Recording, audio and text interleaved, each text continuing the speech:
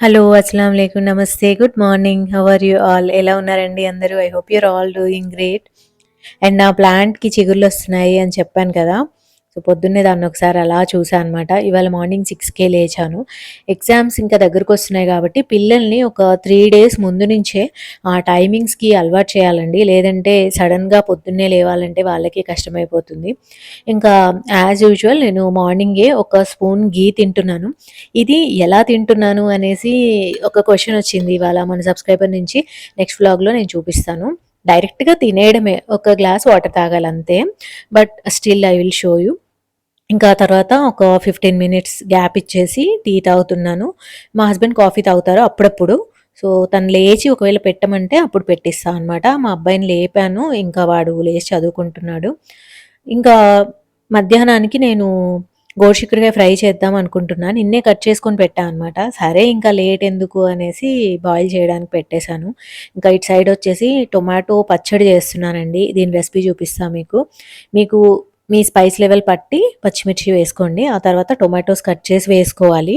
Tomatoes వేసే clip miss అయింది. తర్వాత కొంచెం జీలకర్ర, కొంచెం చింతపండు వేసుకోవాలనమాట. దీంట్లోనే కొంచెం సాల్ట్ కూడా వేసుకున్నాను. ఇంక ఇలా మూత పెట్టి వదిలేయాలండి.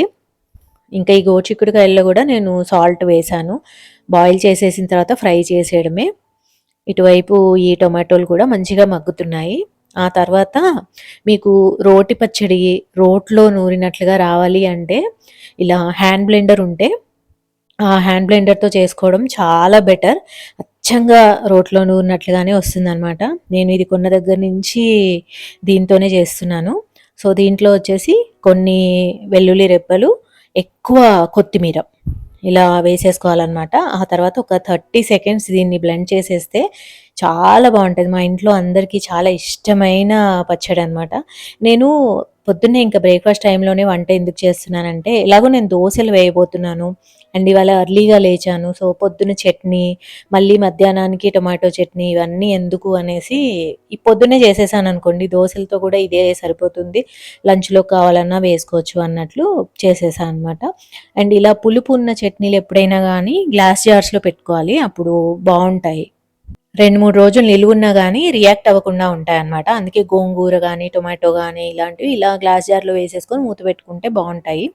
ఈ జార్స్ అన్నీ గూడా నేను ఏవైనా బయట కొన్నామనుకోండి, వాటిని క్లీన్ చేసేసుకొని ఇలా రీయూజ్ చేసుకుంటూ ఉంటాను. ఇంకా మా హస్బెండ్ గూడా లేచిన తర్వాత అందరికీ ఒకేసారి దోసలు వేసేస్తున్నాను. అండ్ నాకొచ్చేసి ఆయిల్ లేకుండా దోసలు వేసుకుంటానండి. అదే ఇంకా చిన్న చిన్న చేంజెస్ అనేవి నేను చేస్తూ ఉంటా అనమాట. అండ్ ఇంతకుముందు ఒక మంచి క్వెషన్ వచ్చిందండి. ఇంట్లో అసలు చిమ్నీ పెట్టించడం అవసరమా? పెట్టిస్తే ఏది పెట్టించాలి అనేసి.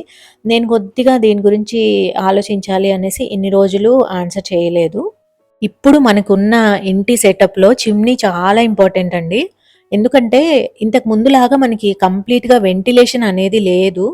అండ్ మొత్తం మనకి ఇంట్లో ఏవైతే ఇలా ఆవిరి గాని ఏవైతే వస్తాయో అవి మొత్తం బయటికి వెళ్ళడానికి లేదు. అందుకని కంపల్సరీగా చిమ్నీ ఉండాలి. లేదంటే మొత్తం మనం చాలా కష్టపడి వుడ్ వర్క్ చేయించుకుంటాం గదా! అవన్నీ గూడా గ్రీజీగా అయిపోతాయన్నమాట. క్లీన్ చేయడం గూడా చాలా కష్టం. సో, చిమ్నీ చాలా చాలా ఇంపార్టెంట్ అనమాట. అండ్ ఒకవేళ మీరు పెట్టించాలి అనుకుంటే నేను రిసర్చ్ చేసిన దాని ప్రకారం ఫేవర్ అయితే బానే ఉంది ఇప్పుడు. అండ్ ఇంకా మీరెప్పుడు పెట్టించుకోవాలి చిమ్నీ అంటే ఒకవేళ మీరు కొత్తిల్లు కడుతున్నారనుకోండి, ఆ ఇల్లు స్టార్టింగ్‌లోనే ఇంకా వుడ్ వర్క్ చేయించక ముందే కిచెన్ అంతా రెడీ అయింది అన్నప్పుడే చిమ్నీ పెట్టించేసుకోవాలి. నేను మా అమ్మ వాళ్ళ ఇంట్లో అలానే పెట్టించాను. లేదు మీరు ఆల్రెడీ ఉంటున్న ఇంట్లోనే పెట్టించుకోవాలంటే ఇంకెప్పుడైనా పెట్టించుకోవచ్చు. బట్ అవసరం. నా ఒపీనియన్ అడిగారు కాబట్టి చెప్తున్నాను. నాకైతే మనకున్న వెంటిలేషన్ ఇప్పుడు పాతకాలంలాగా మన ఇల్లంతా ఓపెన్‌గా అట్లా ఉండట్లే గదా! సో, అందుకని కంపల్సరీగా పెట్టించుకుంటేనే మంచిది. ఇక్కడొచ్చేసి నేను పన్నీర్‌ది ఒక స్నాక్ లాగా చేస్తున్నా. సైడ్ డిష్ అండి. ఇది స్నాక్ లాగాను తినొచ్చు. లేదంటే రైస్‌కి సైడ్‌లోను తినొచ్చు. జిమ్‌కి వెళ్ళొచ్చిన తర్వాత కూడా తినొచ్చు. చాలా బావుంటుంది. డ్రైగా ఒక ఫ్రై లాగా చేస్తా అనమాట. అండ్ దీనికోసం పన్నీర్‌ని నేను వేడి నీళ్ళల్లో నానబెట్టుకున్నాను. 2 ప్యాకెట్స్ అనమాట. ఒక్కొక్కటి 200 గ్రామ్స్ ప్యాకెట్ అమూల్ పన్నీర్. నా దగ్గర ఉండే ఇంకా చాలా రోజుల నుంచి సరే చేద్దాము అన్నట్లు స్టార్ట్ చేసేసాను. ఇంకా ఇదొచ్చేసి ఒక 5, 10 మినిట్స్ అలా ఉంచిన తర్వాత ఆ వాటర్ స్క్వీజ్ చేసేసాను. దాంట్లో ఉప్పు, కారం, పసుపు, ధనియాల పొడి అండ్ కొద్దిగా నిమ్మరసం, తందూరి మసాలా వస్తుంది. సో, అది చికెన్‌లోకైనా, పన్నీర్‌లోకైనా ఏదైనా డ్రై డిషెస్‌లోకి చాలా బావుంటది ఆ తందూరి మసాలా. సో, అది యాడ్ చేసేస్తాను. యాక్చువల్‌గా ఇది ముందే చేసుకొని ఫ్రిడ్జ్‌లో పెట్టుకొని తర్వాత చేసుకున్నా బావుంటది. బట్ ఇప్పుడు నేను ఇమ్మీడియేట్‌గా చేసేస్తున్నాను అనమాట. ఇది తందూరి చికెన్ మసాలా. బట్ మసాలా వచ్చేసి వెజిటేరియనే ఉంటుంది. సో, నేను చికెన్‌కైనా ఏదైనా డ్రై దాంట్లో వాడుతూ ఉంటా. అప్పుడప్పుడు ఆలు ఫ్రైలో కూడా వేసేస్తా అనమాట కాస్త వెరైటీ రావడం కోసం. అండ్ కొంచెం కర్డ్ కూడా యాడ్ చేసుకోవాలి. కర్డ్ థిక్‌ది యాడ్ చేసుకోవాలండి. అప్పుడు బావుంటుంది. అండ్ ఒక సగం చెక్క ఇలా నిమ్మరసం పిండుతున్నాను. మీరు నేను నిమ్మకాయలు ఎలా నిల్వ చేసుకోవాలి అనేసి ఒక వీడియో చేశాను. అది మిస్ అయ్యి ఉంటే తప్పకుండా చూడండి. ఎందుకంటే నెక్స్ట్ మంత్ నుంచి నిమ్మకాయల రేట్లు బాగా పెరిగిపోతూ ఉంటాయి. ముందే తెచ్చేసుకొని మెయిన్ మార్కెట్‌కెళ్ళిపోయి ఒక్కసారి తెచ్చుకున్నామంటే ఇంకా మనం మే దాకా కూడా మళ్ళీ మళ్ళీ నిమ్మకాయలు కొనే అవసరం ఉండదు. లింక్ డిస్క్రిప్షన్ బాక్స్‌లో ఇస్తాను. సో, దీన్ని నేను ఇంకా ఫ్రిడ్జ్‌లో పెట్టట్లేదు. ఇప్పటికిప్పుడు చేసేసుకుంటున్నా అనమాట. పన్నీర్ చాలా ఎక్కువగా ఉంది. అలానే కొంచెం ప్రోటీన్ కూడా యాడ్ చేసినట్లుగా ఉంటుంది అనేసి ఇలా చేస్తున్నాను. చిక్కుడుకాయల్లో కూడా ప్రోటీన్ ఉంటుంది. బట్ పన్నీర్‌లో కూడా ప్రోటీన్ ఉంటుందనమాట. వెయిట్ లాస్ అవ్వాలి అంటే ప్రోటీన్ క్వాంటిటీ బాగా పెంచాలి ఫుడ్‌లో. అప్పుడే రైస్ క్వాంటిటీ ఆటోమేటిక్‌గా తగ్గుతుంది. అండ్ మనం తెలియకుండానే వెయిట్ లాస్ అవుతాం. నేను ఆల్మోస్ట్ 400 గ్రామ్స్ పన్నీర్ ఫ్రై చేస్తున్నానండి. కొద్దిగా ఆయిల్ వేసుకున్నాను. ఒకవేళ మీకసలు ఆయిల్ ఒద్దు అనుకుంటే అవెన్‌లో పెట్టేసుకొని కొద్దిసేపు మీరు అలా రోస్ట్ చేసుకోవచ్చు, గ్రిల్ చేసుకోవచ్చు. అది కూడా హెల్త్‌కి చాలా మంచిది. Zero oil. అండ్ దీన్ని మీరు ఇలానే డిన్నర్ లాగా కూడా చేసుకోవచ్చు. బట్ ఇంక నేను మరీ అంతగా డైట్ చేయలేను. కొద్దిగన్నా రైస్ ఉండాలి పక్కన. అందుకే నేను దీన్ని సైడ్ డిష్ లాగా తింటా అనమాట. అండ్ ఇందాక నేను చిమ్నీ కంపల్సరీ అన్నాను కదా! బట్ మా ఇంట్లో చిమ్నీ లేదు. మీకు డౌట్ వచ్చుండొచ్చు. సో, చిమ్నీ నేను స్టార్టింగ్‌లో పెట్టించుకోలేదండి. నాకప్పుడు తెలీదు. నేను అంతగా ఫోకస్ చేయలేదనమాట. సో, స్టార్టింగ్‌లో పెట్టించలేదు. అండ్ ఇంకా ఇప్పుడైతే ఆలోచిస్తున్నాను. ఇప్పుడు యాక్చువల్‌గా ఇంట్లో చాలా అప్లయెన్సెస్ పాడైపోయి ఉన్నాయి. చిమ్నీ గూడా తీసుకోవాలి. ఒక థింకింగ్ ఫేజ్‌లో ఉన్నాను నేను. పెట్టించినట్లయితే తప్పకుండా మీతో షేర్ చేసుకుంటాను. సో, మొత్తం ఫ్రై అయిపోయిన తర్వాత లాస్ట్‌లో కొద్దిగా చాట్ మసాలా చల్లుతున్నా అనమాట. అలా వేడి వేడిగా బావుంటది. ఇది రెయినీ డేస్‌లో గూడా ఈవినింగ్ తినొచ్చు. కిడ్స్‌కి గూడా మధ్యాహ్నమే మనం ఇలా మ్యారినేట్ చేసి పెట్టేసి ఈవినింగ్ వాళ్ళు స్కూల్ నుంచి రాగానే ఇలా చేసి ఇవ్వచ్చు. ఇవన్నీ గూడా మంచి ఆప్షన్స్ అనమాట. స్నాక్స్ ఎవరికైనా గానీ. ఇంకా అత్తమ్మాస్ కిచెన్ నుంచి నేను ఒక 4 ప్యాకెట్స్ తెప్పించాను అని చెప్పాను గదా! నిన్న పులిహోర చూపిచ్చాను. ఇదొచ్చేసి రసం అండి. దీని మీద అసలు ఏముందంటే 2 టేబుల్ స్పూన్స్ పౌడర్, 150 ఎంఎల్ వాటర్‌లో యాడ్ చేయాలి అనుంది. I was surprised. అంటే ఇంకేమి యాడ్ చేయొద్దా అనేసి. లిటరల్లీ నేనైతే ఒక 600 ఎంఎల్ వాటర్ తీసుకున్నాను. దానికి తగ్గట్లుగా కాలిక్యులేట్ చేసి ఈ పౌడర్ వేశాను. నేను చేసిందల్లా వాటర్ బాయిల్ చేయడం, 2 మినిట్స్ తర్వాత ఇలా కాలిక్యులేట్ చేసి పౌడర్ వేసేయడం, ఇంకా మంచిగా బాయిల్ అయిపోయిన తర్వాత పైనుంచి ఫ్రెష్ కొత్తిమీర చల్లడం అంతే. చాలా వచ్చింది. నాకు ఉపాసన గారంటే చాలా చాలా ఇష్టమనమాట. Big fan of her. So, మెయిన్‌గా నేను అందుకే తెప్పించాను. ఒక నమ్మకం ఉండే నాకు 100% క్వాలిటీ ఉంటుంది అనేసి. అలానే ఉన్నాయి అన్నీ గూడా. ఇంకా ఇది నా లంచ్ ప్లేట్ అండి. పన్నీర్, చిక్కుడుకాయ, రసం అండ్ రైస్ అండ్ కొద్దిగా టొమాటో పచ్చడి గూడా వేసుకున్నాను తర్వాత. సో, రైస్ కొంచెం తక్కువ అవ్వాలి అంటే సైడ్ డిషెస్ ఎక్కువ ఉండాలనమాట ఆటోమేటిక్‌గా. సో, అలా మనకి తెలియకుండానే కొంచెం తక్కువ తింటాము. మనం కావాలని రైస్ రెడ్యూస్ చేసేసామనుకోండి ఏంటో టార్చర్‌లా ఉంటది నాకైతే. అండ్ ఇంకా ఇడ్లీ పిండికి నానబెడుతున్నానండి. 1:00కి నానబెడుతున్నాను. ఈవినింగ్ 7:00 అలా నేను మిక్సీలో వేసా అనమాట. తర్వాత 10 వరకి బయటే ఉంచాను పిండిని. తర్వాత ఫ్రిడ్జ్‌లో పెట్టేసాను. అలా 3 అవర్స్ బయటుంచాను కాబట్టి ఇంక సోడా ఏమి వాడననమాట. ఒక కప్పు మినపప్పుకి 2 కప్పుల రవ్వ యాడ్ చేస్తాను మిక్సీలో అయితే. ఇవాళేసింది మిక్సీలోనే. రేపు ఎగ్జామ్ కాబట్టి పొద్దున్నే ఇడ్లీ అయితే ఈజీ అన్నట్లుగా వేశా అనమాట. ఇంకా ఎవ్రీడే నేను నార్మల్ పనితో పాటు అట్‌లీస్ట్ ఒక ఎక్స్‌ట్రా పని కంపల్సరీ చేస్తానండి. ఇవాళొచ్చేసి ఈ బెడ్ స్టోరేజ్‌లో మావి చాలా బెడ్ షీట్స్ ఉన్నాయన్నమాట.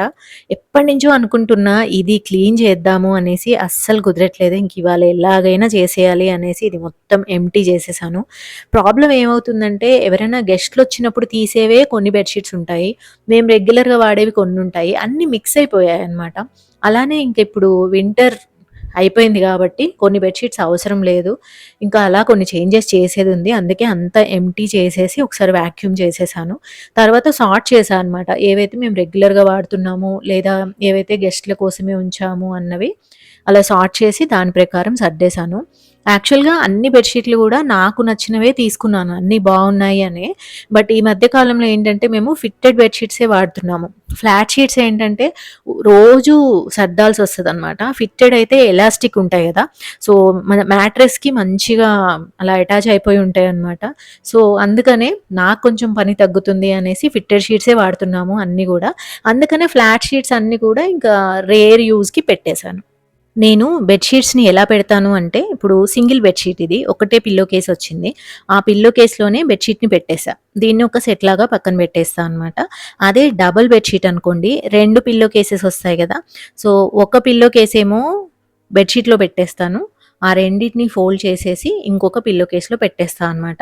సో, అలా ఫోల్డ్ చేసుకోవడం వల్ల ఏంటంటే, 2 పిల్లో కేసెస్ కూడా బెడ్‌షీట్‌తోనే ఉంటాయి. అటు, ఇటు అవ్వడం ఉండదు. ఊరికూరికే వెతకడం ఉండదు. అన్నీ సెట్‌లాగా ఒక్క చోటే ఉంటాయి. అలానే మనం బెడ్‌షీట్ కోసం ఒకసారి లాగడము, పిల్లో కేసెస్ కోసం ఒకసారి లాగడం అలా కాకుండా ఒక సెట్ మొత్తాన్ని ఒకేసారి బయటికి తీయొచ్చు. మెస్ తక్కువుంటుంది.